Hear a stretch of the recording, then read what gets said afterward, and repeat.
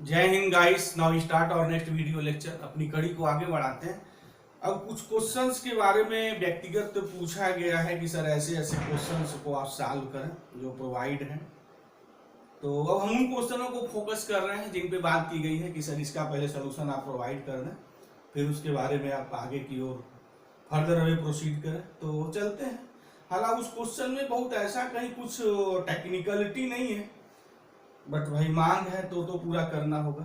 तो कि जैसे ये क्वेश्चन है कि the straight lines 3x - 4y + 4 = 0। साथ में मैं थोड़ा लिखता रहूं तो अच्छा रहेगा।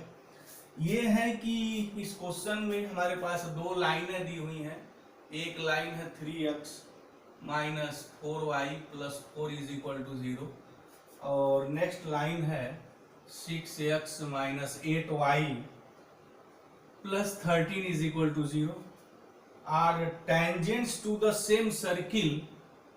The radius of circle is, मतलब कह रहा है कि एक ही सर्किल को दोनों लाइनें टच करती हैं तो हमें जो है रेडियस निकालनी है।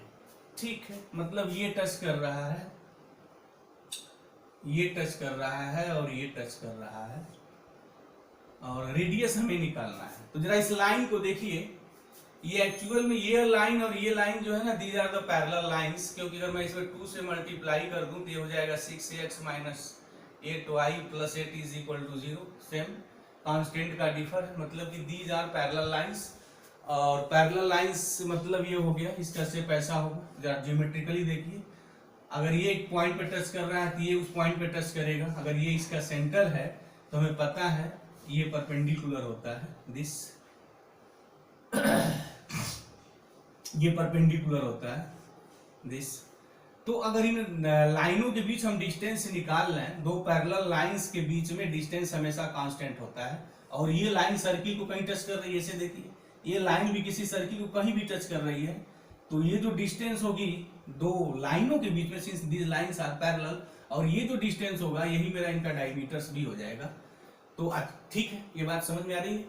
तो हम कैसे निकालेंगे दो पैरेलल लाइनों के बीच डिस्टेंस? तो सबसे इजी चीज है ना कि इसमें कोई पॉइंट्स आप ले लीजिए। तो पॉइंट कैसे लिखेंगे आप? x = यह 0 पुट कर दीजिए। तो अगर मैं x 0 पुट कर दूं तो -4y + 4 0, इसकी मीनिंग y 1 हो गया। तो पॉइंट हो गया हमारा 0 1। अब 0 1 से इस पे आप परपेंडिकुलर लेंथ निकाल लीजिए इस फार्मूले से। ax1 + by1 + c/√a² + b²। तो चलिए, ये हमारा जो है यहाँ 6 है और यहाँ x1 0 है, मार होता है, प्लस कांस्टेंट यहाँ -8 है, इंटू 1 है, कांस्टेंट 13 है, अपॉन √64 + 36। तो ये हमारा हो गया -8 + 5 हो गया है, अपॉन ये हो गया 100, तो ये हो जाएगा 10। ये हमारा हो गया 1/2। तो 1/2 होगा, इनके बीच की डिस्टेंस 2 होगी, मतलब 1/2 डायमीटर होगा। तो रेडियस पूछा है इसने, तो रेडियस हाफ हो जाएगा, मतलब 1/4 होगा। ये आंसर होगा। तो इसमें जो ऑप्शन है वो बी है। तो ऑप्शंस की बात, उनका जो भी कोड है वो देख लें। 1/4 this is the answer here. 1/4 जो होगा उसका आंसर होगा। ठीक है, अब उसके बाद क्वेश्चंस जो बात की गई है वो इसकी की गई है। तो ये भी सीधा सपाट है, इसमें कोई बहुत वो जनरली रिजल्ट पे है। रिजल्ट है कि the equation of director sphere of the central conicoid, और सेंट्रल कॉनिकॉइड जो है ये इलिप्सॉइड दिया हुआ है, this is the ellipsoid here is equal to 1। तो इसके डायरेक्टर स्फीयर की बात की जा रही है। तो इसका डायरेक्टर स्फीयर जो होता है ना, उस डायरेक्टर स्फीयर का equation x² + y² + z², already इसको अप्रूव किया जाता है। बट कीप इन माइंड कि इलिप्सॉइड का, ये जो इलिप्सॉइड है उसके ये डायरेक्टर स्फीयर का इक्वेशन होता है। वैसे भी पता कर सकते थे। इसमें ऑप्शंस जो सी था वो सी ऑप्शन तो किसी कीमत पे सही नहीं हो सकता था, क्योंकि वो स्फीयर का इक्वेशन था ही नहीं। तो बहरहाल this is the result here कि ये अगर हमारे पास इलिप्सॉइड है तो इसका जो होता है डायरेक्टर स्फीयर का इक्वेशन ये होता है। इसमें ये जो ऑप्शन है दिस इज द राइट, और इस बुकलेट का जो ऑप्शन है वो ये सही है।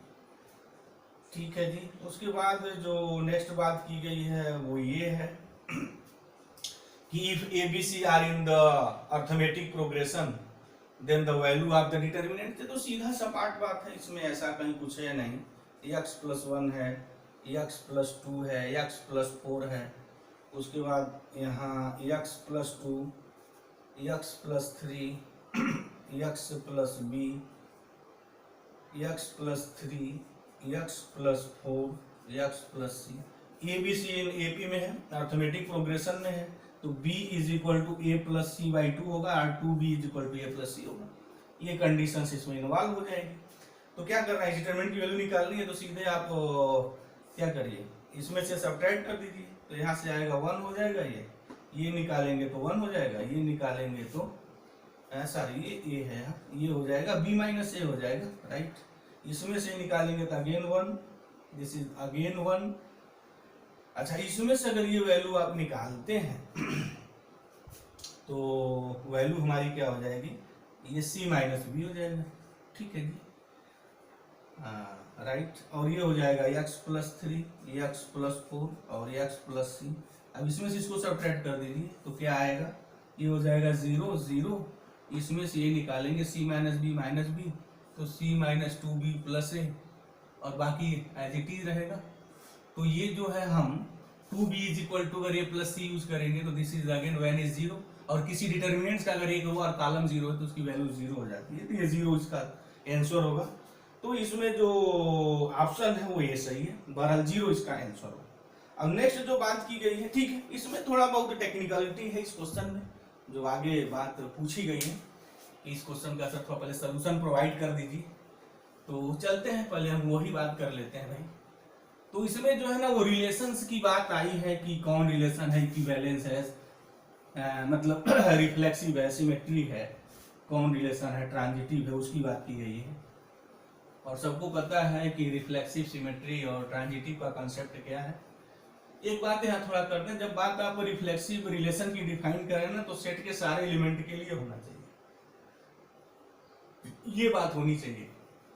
ऐसा नहीं है कि एक एलिमेंट सेटिस्फाई कर जाए तो बात हो जाएगी, सारे एलिमेंट्स के लिए होनी चाहिए। जैसे इस क्वेश्चन में जो बात है वो ये है कि सेट x हमारा 1 2 3 4 दिया हुआ है, थोड़ा लिखना पड़ेगा तो लिख देते हैं। ये सेट x है, यहाँ 1 2 3 4 है, और जो रिलेशन डिफाइंड किया गया है वो क्या है, 1 1 है, 2 2 है, 3 3 भी है, 4 4 भी है, यस। तो ये रिफ्लेक्सिव हो गया, सारे एलिमेंट आपस में खुद अपने से संबंध रख रहे हैं, रिफ्लेक्सिव हो गए। अब यहाँ है 3 2 है, ठीक है जी, उसके बाद 2 3 है, ठीक है, उसके बाद 2 1 है और 1 2 है। तो ये देख रहे हैं आप सिमेट्रिक भी है, 3 2 है तो 2 3 भी है तो सिमेट्रिक भी है। अच्छा, ट्रांजिटिव भी है, 3 2 है और 2 3 है तो 2 2 हट जाएगा, 3 3 3 3 है, ये 2 1 है 1 2 है तो 1 1 हटा, 2 2 आया 2 2 भी है। अब यहाँ 3 2 है, यहाँ 2 1 है, तो 2 2 अगर हटा तो 3 1, तो 3 1 है या नहीं इस रिलेशन में, कहीं नहीं है। जैसे अगर यहाँ देखा जाए, एक यहाँ पिकअप कर ले, 3 2 है और 2 1 भी है, ठीक है, तो क्या 3 1 है, अगर 3 1 है हमारा तो फिर वो ट्रांजिटिव है, तो यहाँ 3 1 कहीं है ही नहीं, तो मतलब ये रिलेशन रिफ्लेक्सिव है, सिमेट्री भी है। जैसे 3 2 है तो 2 3 भी है, 2 1 है तो 1 2 भी है, राइट। तो सिमेट्री है, रिफ्लेक्सिव है, बट ट्रांजिटिव नहीं है। तो अच्छा, ट्रांजिटिव क्यों नहीं है, जैसे ये does not belongs to R, हमने प्रूव किया कि 3 2 है, 2 1 है, बट 3 1 होना चाहिए ना। जैसे ये 3 R2 लिखते हैं और ये 2 R1 लिखते हैं, तो ये 2 2 हटा तो 3 R1 होना चाहिए ट्रांजिटिव के लिए, बट 3 1 नहीं है।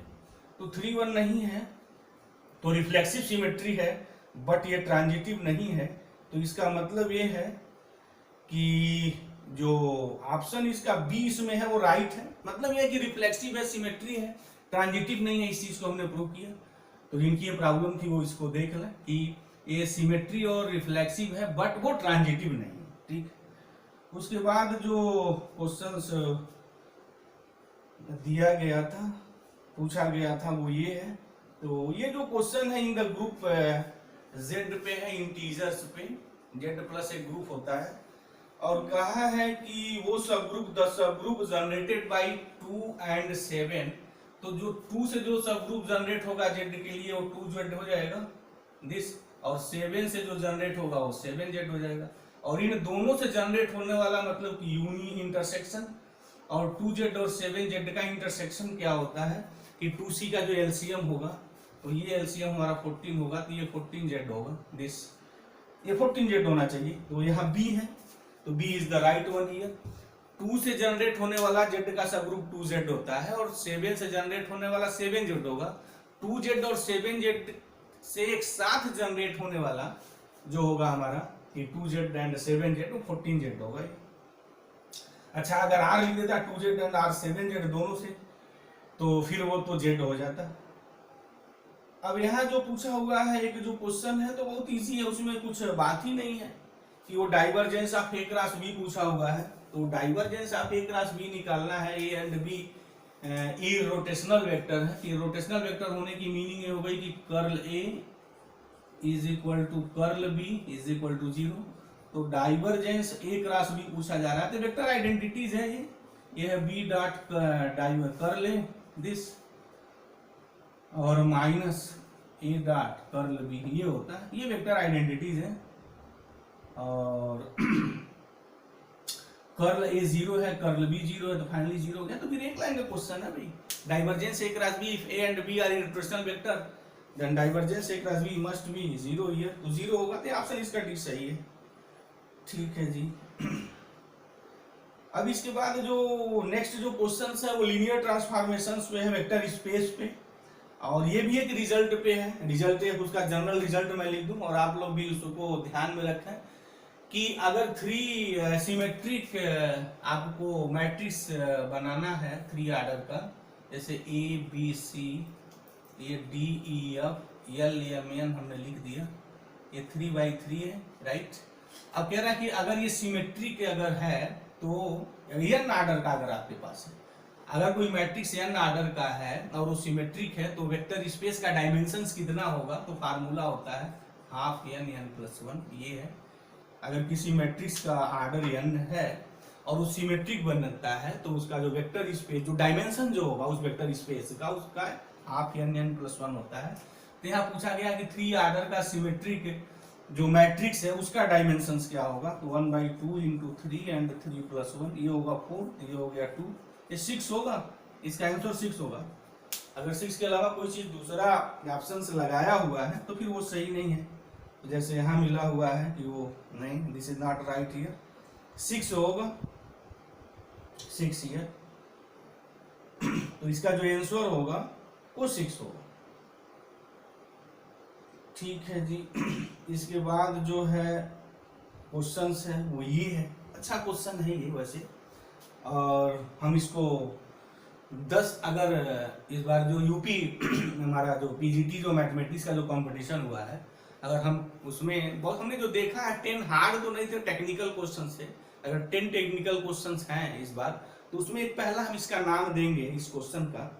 वो क्वेश्चन क्या है पहले पढ़ रहे हैं, ये है कि if n is the set of natural numbers then the mapping f such that n to n defined by, और जो मैपिंग डिफाइंड की गई है वो इस तरीके से है कि f of x is equal to x plus 1 और x माइनस 1, और यहाँ नेचुरल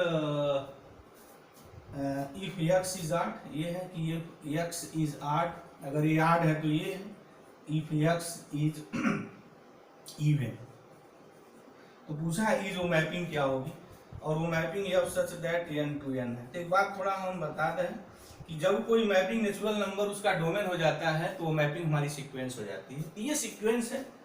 और सीक्वेंस कैसा है कि सारे नेचुरल नंबर्स के लिए डिफाइंड है, जैसे पूरा नेचुरल नंबर्स का आपका सेट हो, ये सेट हो, इनके बीच में है ये, तो कोई भी नेचुरल नंबर्स आप लिखेंगे तो उसे करस्पॉन्डिंग कुछ ना कुछ मिलेगा, जैसे 1 लिखेंगे तो 1 आड है, तो आड यहाँ आ जाएगा 2 हो जाएगा, आप 2 लिखेंगे तो इवन है, तो 2 माइनस 1 1 हो जाएगा। मीनिंग है जैसे 1 2 3 मैं लिखूं तो 1 का रिलेशन कहाँ जाएगा, 1 किससे रिलेटेड होगा, 1 लिखेंगे तो 1 आड है, तो आड है तो यहाँ 2 हो जाएगा, 2 इवन है तो फिर 1 से हो जाएगा, ऐसे हो जाएगा उनका। 3 लिखेंगे और 3 आड है तो यहाँ 4 हो जाएगा, तो 1 1 होगा। और सारे नेचुरल नंबर्स आ जाएंगे। इसमें कोई भी ऐसा नंबर खाली नहीं होगा जो किसी न किसी से एफ द्वारा रिलेटेड ना होगा, वो ऑलरेडी है, देख लीजिए। तो ये मैपिंग 1-1 भी है और ऑन-टू भी है। This mapping is 1-1 and on-to. तो ये जो सीक्वेंस है 1-1 ऑन-टू है। तो 1-1 एंड ऑन-टू ये सही ऑप्शन है, और यहाँ ए जो ऑप्शन है वो सही है कि 1-1 है और ऑन-टू बोथ है। कि कोई भी अगर नेचुरल नंबर आप यहाँ पिकअप करेंगे, अगर इवन पिक करेंगे तो ऑड में आएगा, अगर ऑड पिक करेंगे तो इवन आएगा। और पूरे नेचुरल नंबर्स को हम दो बिरादरी में बांट सकते हैं, इवन और ऑड में। इवन के लिए अगर यहाँ इवन लिखते हैं तो फिर देख लीजिए ऑड मिलेगा, अगर यहाँ ऑड नंबर लिखते हैं तो x+1 वो इवन हो जाएगा, ऐसा हो जाएगा। तो इसका जो आंसर होगा 1-1 ऑन-टू है, इसमें तो कोई बात नहीं है। अच्छा, दूसरी बात एक ये पूछा गया था कि डिफरेंशियल इक्वेशंस का सोल्यूशन, ये जो टिक लगाया गया था इसका थोड़ा प्रोवाइड करिए। ये था क्वेश्चन कि log e dy/dx is equal to 2x minus Y. अच्छा, इनिशियल वैल्यू प्रॉब्लम है y ऑफ 0, 0। तो इसका हमें सॉल्यूशन पूछा गया था। तो अगर log हटेगा तो सबको पता है क्या हो जाएगा, e⁻² इंटू e⁻−y डायरेक्ट मैं लिख सकता हूँ। अब इसको लिख सकते हैं e⁻y dy, ये चला जाएगा e⁻² dx, इंटीग्रेट कर दीजिए तो ये हो गया e⁻2x/2 plus some constant c। Condition y of 0, 0 है तो y 0 लिखेंगे तो ये 0 मिलेगा यहाँ, तो 1 हो गया है दिस। और x 0 लिखने पे y ऑफ 0 की वैल्यू 0 है, तो y की वैल्यू 0 है, x 0 लिखने पे तो e 0 पे 1 हो जाएगा, इज इक्वल टू x 0 लिखेंगे तो 1/2 हो गया प्लस c, तो c की वैल्यू हाफ आ जाएगी। तो फिर इसका जो सोल्यूशन होगा वो सोल्यूशन होगा what, e⁻y is equal to e⁻²x/2 plus half, ये होगा। तो अच्छा, 2 से मल्टीप्लाई करके ये पूछ रहे हैं साहब ऑप्शन में, तो मल्टीप्लाई करेंगे तो 2e⁻y हो गया, e⁻²x+1 ये होगा दिस, ये 2e⁻y e⁻²x+1 ये आंसर होगा। और यहाँ ऑप्शन इसका बी है, बी ऑप्शन सही है इसका, this is the right here. तो इस क्वेश्चन में भी वैसा कुछ बहुत दम नहीं था, बट जब आदमी एग्जाम में बैठता है तो देखने में आता है छोटे छोटे क्वेश्चंस भी भ्रम में फैला देते हैं, तो बड़ा शांति से एग्जाम 3 आवर्स का देना चाहिए, क्योंकि कभी कभी छोटी मोटी जो चीजें हैं ना वो भी प्रॉब्लम क्रिएट कर जाती हैं, आई हुई चीजें भूलने लगती हैं। तो ये चीजें ना हो, बड़े कूल माइंड के साथ जो है आप एग्जामिनेशन हॉल में बैठे, जो होना है वो तो होगा ही, इसलिए धैर्य धारण करें। अब जो क्वेश्चंस था प्रोवाइड किया गया था, एक अच्छा क्वेश्चन ये था, बट लीनियर अलजेब्रा पढ़ने वाले लोग जानते हैं कि लीनियर ट्रांसफॉर्मेशन पूछा गया था, which of the following linear transformation T such that R2 to R2 define किया गया था। एक बात बता दें, इस टाइप का कभी भी कोई भी क्वेश्चन आए तो आप कैसे यूं चुटकी बजाते सॉल्व करेंगे। अक्सर पूछा जाता है LT है या नहीं, वो सब स्पेस है या नहीं, ये सब बातें ना धड़ल्ले से खूब पूछी जाती हैं एग्जाम में।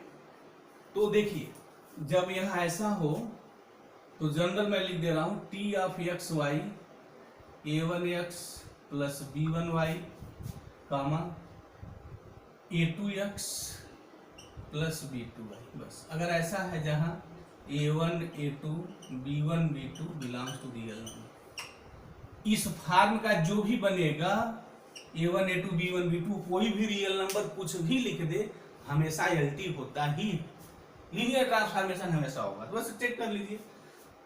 तो यहाँ जो लिखा है x+1 कांस्टेंट तो यहाँ आएगा नहीं, कभी नहीं, जब भी आएगा तो x y का वो लीनियर फंक्शन होगा, मतलब पावर 1 होना चाहिए, और यहाँ कांस्टेंट नहीं होना चाहिए, जब भी होगा तो x y के साथ रहेगा। जैसे यहाँ पहले में लिखा है कि x+1 और y क्या है ये, तो ये लिखा है x+1 और कामा y नहीं है, 1 नहीं होना चाहिए, कांस्टेंट नहीं होना चाहिए, क्योंकि कांस्टेंट तो मिलेगा ही नहीं ना, कोई भी a1 a2 b1 b2 लिखेंगे तो ये नहीं होगा।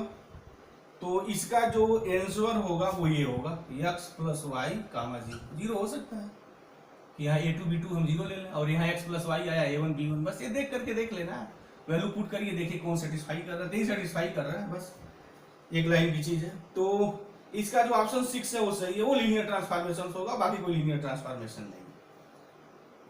और उसके बाद जो नेक्स्ट क्वेश्चन पूछा गया तो उसमें पूछा ही नहीं है, तो रेडियस ऑफ कर्वेचर पूछा गया, यस और साई में रिलेशन दिया हुआ है, तो रो हम जानते हैं ds अपॉन डी साई होता है, बस चीजें डिफरेंशिएट करिए, यू गेट आंसर, आप आंसर मिल जाएगा। क्यों भाग जाते हो जी? अगर इसका आंसर की ही तलाश करनी है तो पहले हम निकाल लें इसे क्वेश्चन को, ठीक है देख लेते हैं। तो क्या करना है, आप डिफरेंशिएट कर दीजिए।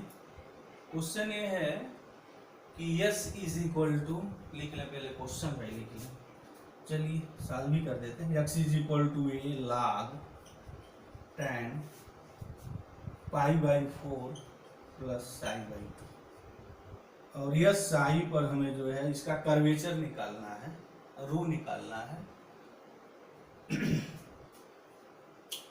देखिए रेडियस ऑफ कर्वेचर ये रो होता है, this ds upon d Sai, this is the radius of curvature. और जब हम लोग कर्वेचर निकालते हैं ना तो फिर वो रेडियस उसका उल्टा हो जाता है, वो रेडियस ऑफ कर्वेचर का उल्टा हो जाता है, वो कर्वेचर हो जाता है। तो ds अपॉन डी साई निकाल सकते हैं, कोई प्रॉब्लम यहाँ नहीं है। कैसे होगा ये ds अपॉन डी साई, ये हो गया अपॉन, ये हो जाएगा tan π/4 प्लस साई/2, टाइम लगेगा भाई थोड़ा इसको लगाने में, ये हो गया अलग। उसके बाद tan का डिफरेंशिएशन क्या होता है, सेक स्क्वायर हो जाएगा, सेक स्क्वायर π/4 प्लस साई/2, ये हो जाएगा।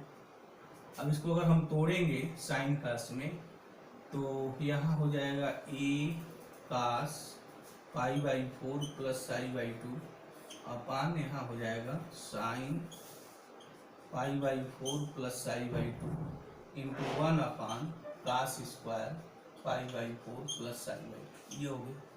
तो जो रेडियस ऑफ कर्वेचर जो रो होगी हमारी दिस, अच्छा एक कास से तो एक कास कैंसिल हो जाएगा, साइन कास है तो 2 से मल्टीप्लाई करना, ये हो गया।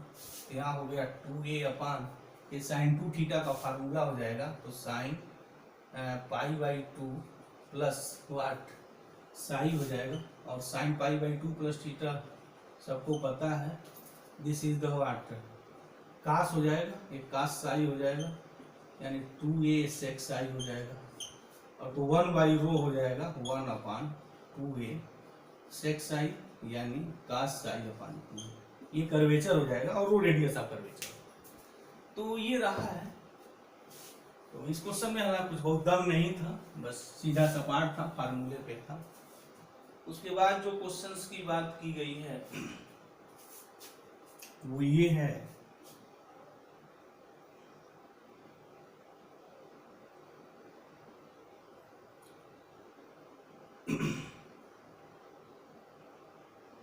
अच्छा वो साई, यहाँ एक चीज छूट गया ना, जब इसको हम लोग डिफरेंशिएट करेंगे with respect to the psi, तो यहाँ लिखेंगे तो 1/2 ऑलरेडी आएगा ही, ये 2 नहीं रहेगा, नॉट, दिस इज नॉट 2, तो दिस साई/2 ds अपॉन डी साई निकालना है ना, तो जब साई के रिस्पेक्ट डिफरेंट करेंगे तो 1/2 रहेगा ना, तो 2 तो ऑटोमेटिक आ जाएगा, आपको मल्टीप्लाई करने की जरूरत ही नहीं पड़ेगी, ये 2 होगा ही नहीं, दिस ए सेक साई आ जाएगा। इसका उल्टा करेंगे तो कास साई अपान हो जाएगा दिस।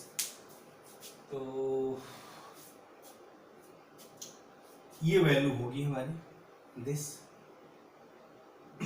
तो रेडियस ऑफ कर्वेचर, कर्वेचर नहीं पूछा गया था, रेडियस ऑफ कर्वेचर पूछा गया था, तो ये आंसर है एस एक्स आई, और यहाँ इसका ऑप्शन बी है, तो ठीक है। अच्छा नेक्स्ट जो क्वेश्चंस की बात की गई है कि f(2) दिया है, f'(2) दिया है, तो उसके बाद ये लिमिट की बात पूछी गई है। लिमिट ये है, क्वेश्चन ये है, पहले मैं क्वेश्चन को थोड़ा लिख दूं, वो ये है कि ये निकालना है limit x tends to 2 x f(2) minus 2f of x upon x minus 2, और गिवन है कि f(2) जो है वो 4 है और f'(2) जो है वो हमारा 1 है, ठीक है। तो अगर f(2) की जगह 4 अगर आप लिखेंगे और x की जगह 2, तो 0/0 हो जाएगा, तो बाई हॉस्पिटल रूल लगा दीजिए, सीधे डिफरेंशिएट कर दीजिए। ये डिफरेंशिएशन करेंगे तो x 1 हो जाएगा, f(2) constant as it is, minus 2 f'(x), ये हो गया, नीचे 1 हो जाएगा। अब f'(2) वैल्यू लिख दीजिए, तो x टेंस टू 2 करेंगे तो फिर क्या हो जाएगा, ये हो गया f of 2 minus 2 f dash 2, value substitute करिए। f ऑफ 2 क्या है, वाट 4 है, माइनस 2 इंटू f डैश 2 कितना है 1 है, तो 4 माइनस 2 इज इक्वल टू 2। तो 2 इसका ऑप्शन सही है, 2 इज द आंसर हियर, तो 2 आंसर है यहाँ, ऑप्शन ए है, तो option A is the right here. इस बुकलेट का ऑप्शन ए राइट है, और क्वेश्चन का जो सोल्यूशन होगा वो 2 होगा। आप देख लीजिए आपके बुकलेट का क्या है। उसके बाद जो है इसमें एक स्टेटमेंट बेस्ड क्वेश्चन है, वो ये है कि every isomorphic image of cyclic group is cyclic. कैसे होता है कि साइक्लिक ग्रुप का कोई अगर आप आइसोमॉर्फिक मैपिंग बनाएं या होमोमॉर्फिक इमेज बना करके अगर आप ग्रुप का फॉर्मेशन करते हैं तो वो जिस ग्रुप के साइक्लिक ही रहता है, यानी isomorphic group of cyclic group is isomorphic images of cyclic group is cyclic always होता है। तो स्टेटमेंट सही है। दूसरा, एवरी साइक्लिक ग्रुप इज एबिलियन, ये भी इजी स्टेटमेंट है। जितने साइक्लिक ग्रुप होते हैं बिलियन होते हैं, but every abelian group is need not be cyclic, हो भी सकता है नहीं भी हो सकता है। तो इसका दोनों स्टेटमेंट सही है।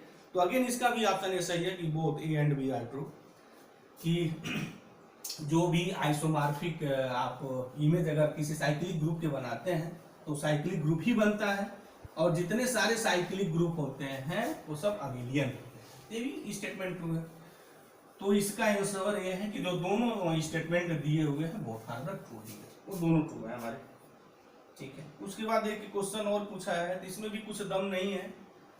तो ऐसे तो भाई इजी क्वेश्चन है, बस थोड़ा टेक्निकल है, और क्या, और कुछ है ही नहीं। X raise to the power 7 है अपान 1 प्लस ये वैल्यू पूछी गई है। तो देखिए भाई, इसको लगाने के लिए कुछ बहुत यहाँ दिमाग की जरूरत नहीं है, बस ये हल्का सा 1 प्लस इसको मैं लिख सकता हूँ X raise to the power 8 का स्क्वायर डी एक्स। देखिए आप ही देखिए कितना इजी में लगता है। अब लेट कर लीजिए, ये X raise to the power 8 ठीक ले लीजिए, तो 8x7 dx is equal to dt हो जाएगा। तो अब यहाँ देखिए हम इसके जगह लिख सकते हैं 1/8, ये हो गया dt, और ये हो गया 1 प्लस टी स्क्वायर। अब ये हो जाएगा 1/t, 1 प्लस टी स्क्वायर का होता है tan इनवर्स t, ठीक। तो 1/8, अच्छा tan इनवर्स टी क्या माने है, X raise to the power 8 माने है, तो tan inverse X raise to the power 8 हो जाएगा। लिमिट है हमारी 0 to 1, तो 1/8 हो गया इंटू tan इनवर्स 1 π/4 होगा, और 0 लिखेंगे कहानी समाप्त हो जाएगी। तो ये फिर π/32 आएगा। तो π/32 जो होगा this is the right one ही है, तो ठीक ऐसी है इसका। तो this is the easy one, इसमें ऐसा कुछ नहीं था। उसके बाद जो नेक्स्ट क्वेश्चन है वो साइन ए है, sine log i power i। तो ये भी इजी क्वेश्चन है, इसमें कुछ भी है नहीं, बस इस फार्मूले पे आप तोड़ दीजिए। जो sine I raise to, base नहीं है, आई है, I raise to the power I, ये गिवन है। तो ये आई पावर जो है यहाँ आ जाएगा log alpha plus iota beta. Iota इसका फार्मूला होता है half log alpha square plus beta square plus iota, और प्रिंसिपल वैल्यू पूछी जा रही है, tan 0 है, tan inverse beta by alpha. इस पे लिखेंगे तो इसका जो आंसर आएगा वो -1 आंसर आएगा। इस क्वेश्चन में कुछ दम नहीं, बस सिंपली स्टेट फार्मूले पे बेस्ड क्वेश्चन नहीं है। उसके बाद जो इसमें एक और क्वेश्चन है, ये भी क्वेश्चन थोड़ा सा हल्का सा टेक्निकल है, भला से कोई बहुत दम नहीं है, टेक्निकल की थोड़ी बहुत है हल्की सी। If omega is cube root of unity, मतलब कि और ओमेगा 1 नहीं है लेकिन ओमेगा क्यूब तो 1 होगा, तो पूछा जा रहा है तो इसकी value 1 plus omega square plus n.1 omega raise to the power 52, ये वैल्यू पूछी जा रही है। ठीक है, कोई बात नहीं। अच्छा, मैं इसको ऐसे लिख सकता हूँ, जब भी ऐसा क्वेश्चन जनरली ये पूछा भी जाता है ऐसे क्वेश्चन। अब ये बताइए इसमें कितने हैं हमारे टर्म्स, यहाँ से 1 से लेके 52 है, तो 0 शुरू होगा तो 50, ये 3 है इसमें। अच्छा, ओमेगा स्क्वायर ये क्या है, this is the GP geometric series है, और उसके लिए टर्म का जो सम होता है A R raise to the power, ये फार्मूला होता है, तो लगा दीजिए। ये हो गया 1 इंटू आर की जगह है ओमेगा n पावर लिखेंगे तो जितने इसमें नंबर्स ऑफ द टर्म है 52/53 है, थोड़ा ध्यान ये दीजिएगा। अगर 52 लिखेंगे गलत हो जाएगा, -1 अपान ओमेगा -1 हो गया। अच्छा ओमेगा क्यूब 1 है तो ओमेगा क्यूब 17 × 51 हो गया, और ये ओमेगा स्क्वायर -1 अपान ये ओमेगा -1, तो ये तो 1 है तो ये तो ओमेगा स्क्वायर -1 हो जाएगा अपान ओमेगा -1। ये सब करेंगे तो ओमेगा +1 आएगा, तो ओमेगा +1 तो ठीक है। अब यहाँ ओमेगा +1 आंसर नहीं दिया है, थोड़ा बहुत फंसाया है, तो ये तो पता है ना cube roots of the unity में ये रिलेशन होता है। तो 1 + ओमेगा का मतलब -ओमेगा स्क्वायर, तो 1 - ओमेगा स्क्वायर इसका आंसर होगा। तो 1 - ओमेगा स्क्वायर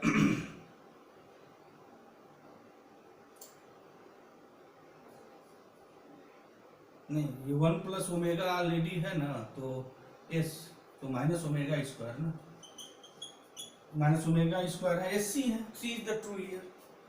ठीक है चलिए, सी सही है इसका, मतलब -ओमेगा स्क्वायर आंसर होगा इसका। उसके बाद जो है एक और क्वेश्चन से पूछा हुआ है यहाँ, let F be a finite dimension vector space over the field F and W be the subspace of V, और डायमेंशन ऑफ वी जो है ये 5 दिया है, और डायमेंशन ऑफ इसका जो सब स्पेस डब्ल्यू है वो 3 दिया है, और यहाँ डायमेंशन ऑफ डब्ल्यू यहाँ 0 लिखा है, डब्ल्यू नॉट, तो ये एनिहिलेटर ऑफ डब्ल्यू है, बट यहाँ इसको लिखना चाहिए। पीजीटी वाले ने जिन्होंने भी क्वेश्चन बनाया है उनको डेफिनेटली इस चीज को मेंशन करना चाहिए कि क्या है वो, कोई कंफ्यूजन ना हो। ठीक है वो this is the annihilator of W, but लिख दें तो अच्छा बात रहती। अब एक रिजल्ट है, रिजल्ट ये है कि dimension of W plus dimension of सब स्पेस का जो एनिहिलेटर होता है वो डायरेक्ट सम होते हैं और डायमेंशन ऑफ बी के इक्वल होता है। तो इस सीधे से रिजल्ट पे क्वेश्चन था, डायमेंशन ऑफ डब्ल्यू कितना है 3 है, और ये डायमेंशन ऑफ एनिहिलेटर ऑफ डब्ल्यू पूछा जा रहा है 5 है, तो कितना आएगा इधर निकालेंगे तो this is equal to what 2 आएगा। यस तो 2 आंसर है इसका, तो यहाँ इसका ऑप्शन है राइट, तो ये तो सही है।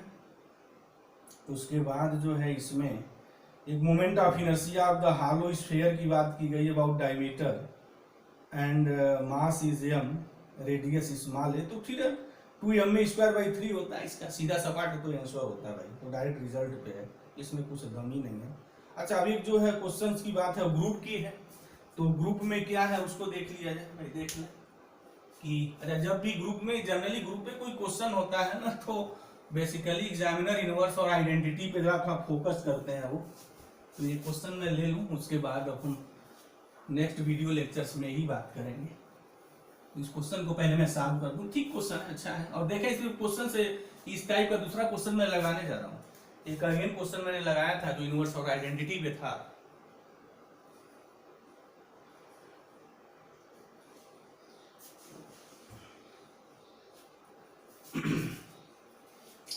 क्वेश्चन ये है कि if GA is a group operation star defined है, और वो जो ऑपरेशन है मतलब कि x ऑपरेशन y, ये जो है वो x + 2y - 3 है, और g कोई ग्रुप है, then the inverse of x in the group, तो x का इनवर्स पूछा जा रहा है। तो जब भी इनवर्स पूछा जाए तो हमने एक बात कही थी, ऑलवेज फाइंड आइडेंटिटी, पहले आप आइडेंटिटी निकालिए ना, उसके बाद इनवर्स ऑटोमेटिक उसमें छुपा रहता है।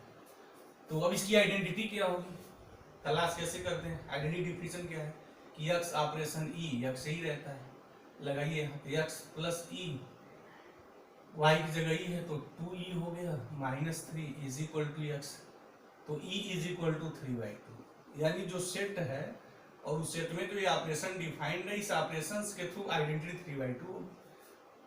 अब अगर x का इनवर्स x डैश है तो आइडेंटिटी देगा बाय डिफिनीशन, यानी 3/2 होना चाहिए।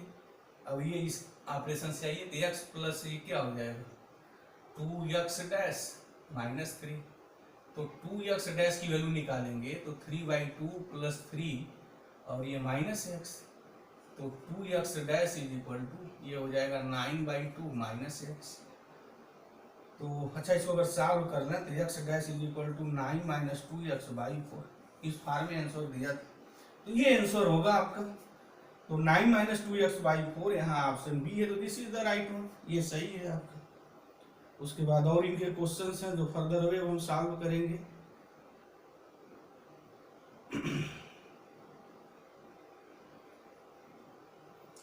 देख लें थोड़े छोटे छोटे जो क्वेश्चन है पहले उसको देख लें। जैसे क्वेश्चन था कि if H and K are subgroup of a group G, again ऐसा क्वेश्चन एक और इसमें पूछा हुआ है, रिपीटिशन के है तो कोई अतिशयोक्ति नहीं है, रिपीट हुआ है ये क्वेश्चन।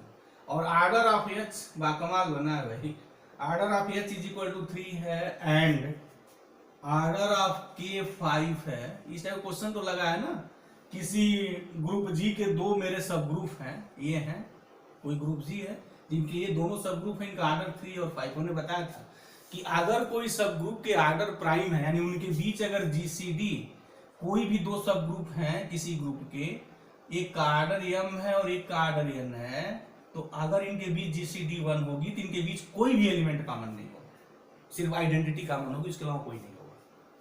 तो पूछा है कि आर्डर ऑफ एच इंटरसेक्शन क्या होगा। लीजिए सर बाकमाल किए हैं, ये 3 है और ये 5 है, दोनों प्राइम है, तो इनका आर्डर होगा 1 ही होगा, वो भी आइडेंटिटी आएगी, बाकी कोई आएगी नहीं, क्योंकि बाकी अगर कोई आइडेंटिटी के अलावा एलिमेंट आ जाएगा तो एलिमेंट का जो आर्डर होता है उसको डिवाइड करता है, तो फिर या तो 3 होगा या 5 होगा, तो फिर इनको प्रॉब्लम को क्रिएट कर देगा, राइट।